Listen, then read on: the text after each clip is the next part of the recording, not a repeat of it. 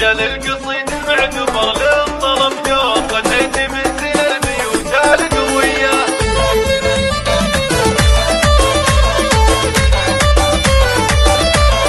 جال القصيد المعتبر للطلب جور، غنيت من زين البيوت القوية. لأجمل بنات شمر من احساسي وشعور، واجمل بنات الكون شعري هدية. بنات شيخ وقفته تحكم الشوق، ذا حامد العلواني يا حي حياه. الفارقات بوصفهن كنهن حور، من خيل شمر كاسبات الحمية. والذوق والاسلوب وصيتي معمور، تسلطن الوزين ما هو شوية. هذه هنا ورد معطر ومنثور، تاج الحسن في زينها قابلية. تاج الحسن في زينها قابلية. وعفافي وجه طلته كلها نور، في حسنها الطغي ولا هو شوية. واسمها ملاك الزين في كل منظور، ما هي بمن كان البشر عايدية. وفي فاطمة لو نكتب اسطوري واسطور، جمالها السحر ورا الجاذبية. وان مرت شهد ينبت على دربها زهور، من حسنها تسحر عيون البرية. وعهد لطلتها التفت كل الحضور، كلنا حلفها الزين ما شاف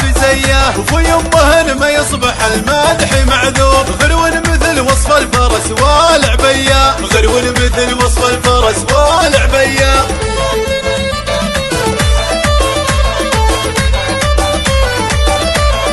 جال القصيد المعتبر للطلب جور، غنيت من زين البيوت القوية. لأجمل بنات شمر من احساسي وشعور، واجمل بنات الكون شعري هدية. بنات شيخ وقفته تحكم الشوق، ذا حامد العلواني يا حي حياه. الفارقات بوصفهن كنهن حور، من خيل شمر كاسبات الحمية. والذوق والاسلوب وصيتي معمور، تسلطن الوزين ما هو شوية. هذه هنا ورد معطر ومنثور، تاج الحسن في زينها قابلية. تاج الحسن في زينها قابلية. وعفافي وجه طلته كلها نور، في حسنها الطغي ولا هو شوية. واسمها ملاك الزين في كل منظور، ما هي بمن كان البشر عايدية. وفي فاطمة لو نكتب اسطوري واسطور، جمالها السحر ورا الجاذبية. وان مرت شهد ينبت على دربها زهور، من حسنها تسحر عيون